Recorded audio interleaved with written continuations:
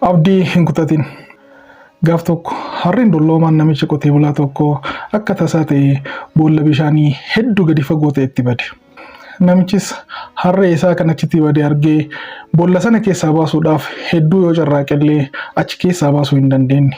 Booda irratti garuu dhiisee bira deemuu irra harrichis dulloomaa waan tureef achumatti awwaalee bira deemuu murteesse.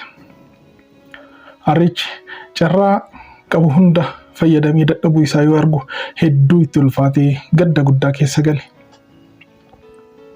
Namichi kophaa isaa boolla sana guutuu waan hin dandeenyeef namoota biraa kan ollaa isaa jiran waammatee dhufee harrichi boolluma keessa osoo jiru balfaa fi biyyee naannawaa san ture boollatti guutuu eegalan.